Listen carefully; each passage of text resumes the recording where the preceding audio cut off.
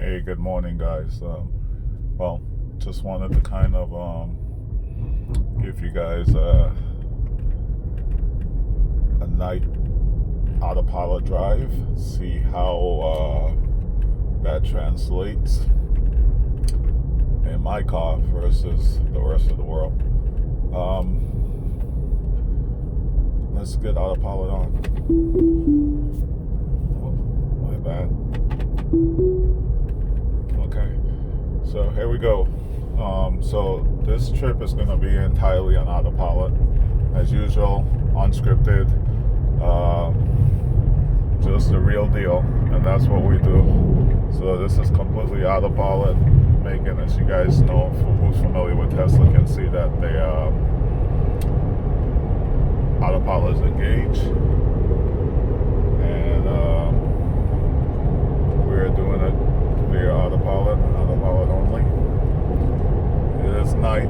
Forgive the camera focus issues, but I'll try to keep it as stable as possible and as real as possible. I want to fixate more on the drive-in cluster, see how that is relative to the road. So I'll try to give you both perspectives as much as possible. As you know, it's probably only going to focus to one or the other. When relevant, I'll switch between the two and try to give you that perspective to see, so you can see how autopilot deals with the conditions. We're going to change highways here shortly, going from a toll road to a toll road. So let's see what it does. And then I'll probably drive a little bit on that, and then as we come into construction zones and various things like that, I'll pick up at that point. Okay, so we're making a transition here. So that was all autopilot. So again, making the change here. It's a little fast, right? But it's actually not uncomfortable.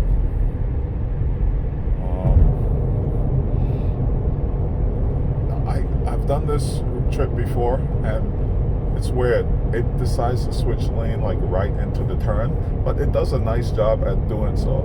Check this out. So it's gonna switch lanes right here. You can see it's like in the turn. It chooses to make the lane switch, but it does a good job at doing so. So I can't really knock it.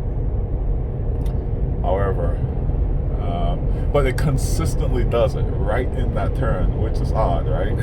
It doesn't like vary. It always does it right in that turn, and it just it makes you wonder what the algorithm looks like for Tesla pertaining to decision making processes when the car is driving. You know, why would it can obviously detect the radius of the road ahead. So why would it choose to do it in the turn rather than before the turn or after the turn? But hey, like I said, it's not putting me in a compromising position, and it's not making the trip uncomfortable. So I truly not gonna complain. All right, so this is gonna be a straight road for a while. What I'm gonna do is, as I approach, there's some construction zones and various things like that, I'll resume. Probably pause and resume as necessary to give you guys a perspective on how the car is driving. Let me give you the version I'm running. I think it's 32.3, 2020 32.3, but hold on, let me verify. Give you some road view while I look this up. It is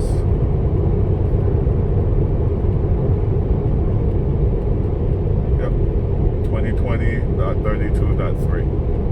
So that's where I'm at. And we're back. We went through the UI here, or the driver cluster, before pertaining to what it does. As you can see, it's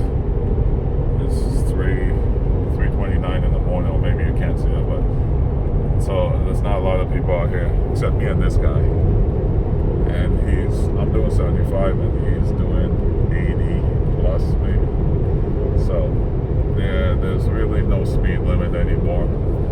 People just do what they want to do. I have a rule not to go over 5 over the speed limit. I don't like tickets. So I guess that's probably a common consensus among most people. Anyway, what else is there? Not a whole lot. I mean, the progression of Teslas are as it is. It's just progressive, right? And it's all about what you're into and what you desire. I'll reiterate one more time, it's still the best car you can ever own. I mean, don't get me wrong, unless you're a gearhead, a motorhead, whatever, and you like the sound, like I have a colleague, we had that discussion the other day, and his thing is, yeah, he likes the sound of a big block, you know. I get that, and that absolutely makes sense to me because, as I've stated before, I've owned 6 Mustangs, the GTs, over my lifetime, and I was a big fan. But the tech side of me is it overwhelms those desires, you know, to have that V8 supercharger or turbocharge, whatever, or just have that engine anymore. I like the clean, silent but deadly approach, you know what I mean? The sound thing doesn't bother me. I'm not a big noisemaker anyway, so even when I rode motorbikes, when I rode motorcycles, I never changed out my pipes. I kept those guys factory, because if I wanted a fast bike, I just buy it that way, you know. I don't buy a slow bike and then change out all its components and its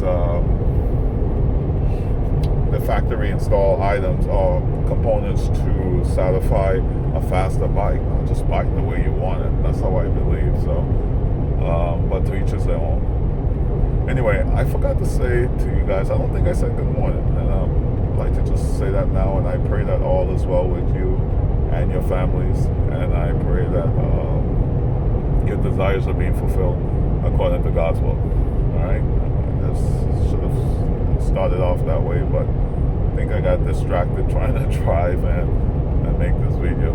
Anywho, like I said, just dead road here, not a lot other than me jabbering, and I'm gonna pause for a few and then come back to you guys when something interesting approaches. All right. Hey guys, I'm back. Just wanted to show you that. So even at night, those cones, like I showed you during that day video, they're identified at night. I guess I just missed it all trying to show you the cones.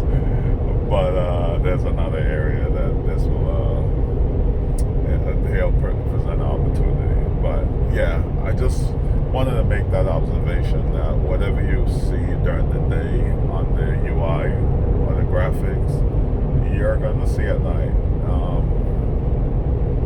I can't actually think of any scenario that doesn't translate from day to night. The vision system is quite capable, actually, and it does a phenomenal job at recognizing and transcribing what it sees, even in low light conditions. So there's no reduction there as far as I've seen.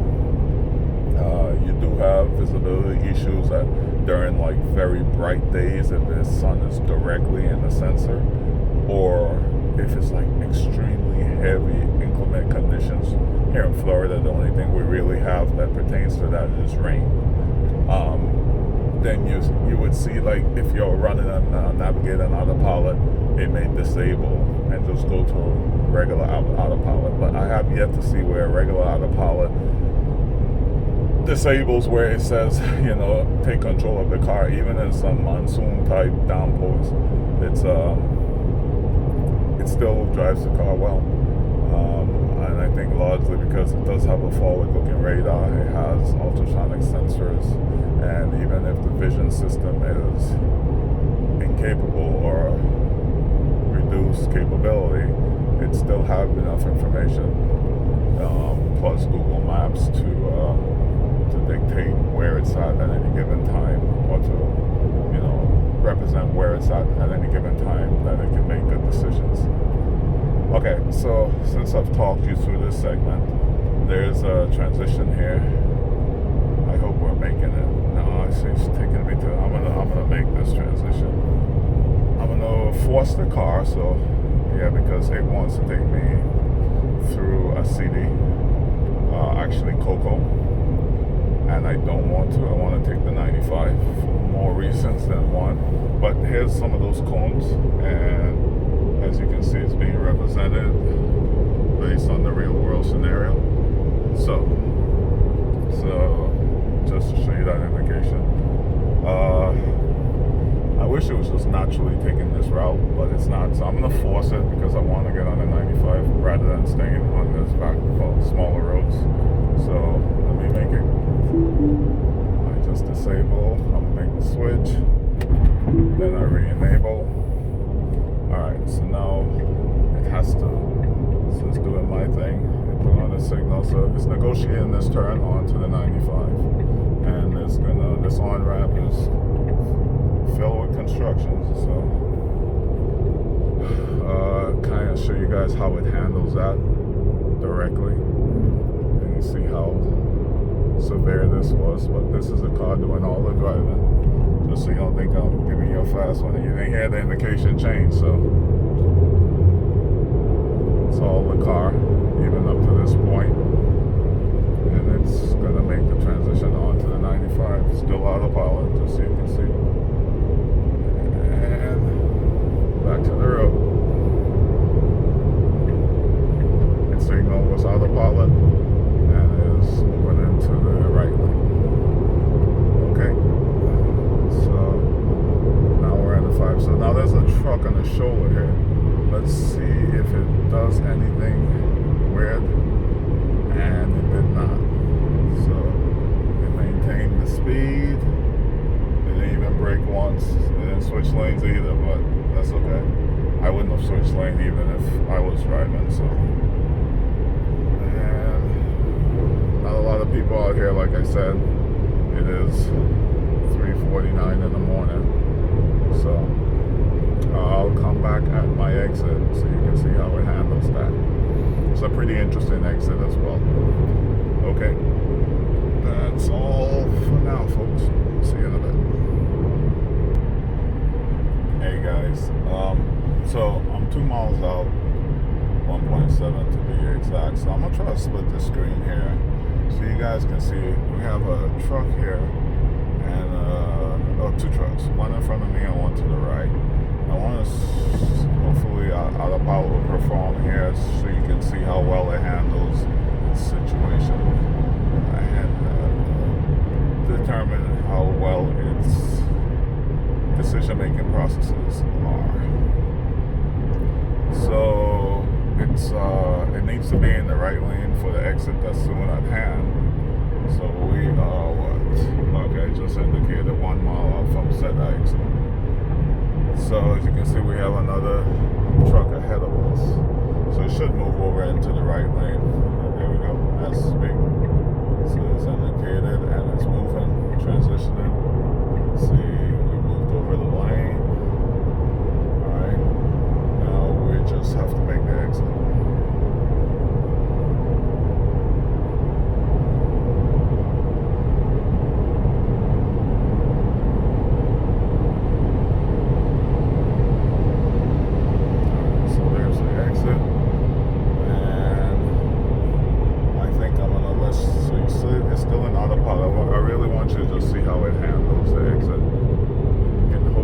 Signal is slowing down. It's no longer at 75, it's at 54, decreasing. It detected the radius of the turn, so it knew it had to slow down to accommodate that. And so here it is, there's another immediate turn. which is weird. Autopilot is going to disable here shortly, but it has to make a decision which way does it go. And ironically, it went the right way, which autopilot, navigating autopilot just disabled. So now we're just on regular autopilot. But check this out. There's a yield sign, so regular autopilot will not go any farther than this point until I give it confirmation that it needs to go forward. And so that's interesting. See, so this is a merge lane. I just disabled it, guys, because I really don't want to be impede in traffic or be a nuisance. But there's really anyone on the road anyway. So I guess I'll re-enable it, and that way you see how it deals with traffic lights at night as well. So there's the warning. We kind of missed it. Yeah. So and it's red. So it is stopping for said traffic light. Okay, just changed to green. The line should have changed to green here, but and there we go. Acknowledge. So we're going forward, and still in autopilot. Increasing, ramping up. Speed limit is 45, so it should stop 5 miles over that. As stated. And it's doing what it does. It does this part very well. You know, I'm anxious to see navigate on city roads. That way we can transition off of the highways right to the city road. And I don't know what that means in terms of country roads, so maybe city roads would just mean like improve areas like this where it'll get off the highway and it'll drive these roads, but once you get into maybe residential, I don't know if that's qualifies as city road, even if it's in the city, but maybe there it would disable and then you have to drive in residential areas or roads, or country roads. Is that again technically city?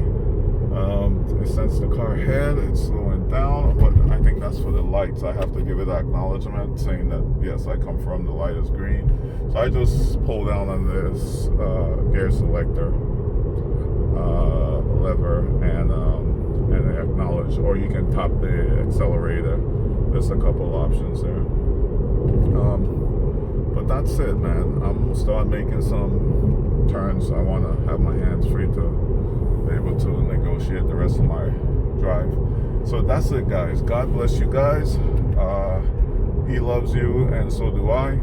Remember to put him first in all things, and there won't be any limitations in your life, but not based on your perspective, based on his. And that's what's critical to remember. All right, guys, take care until the next time. Be good, walk right, stand tall. All right, love you guys. Bye.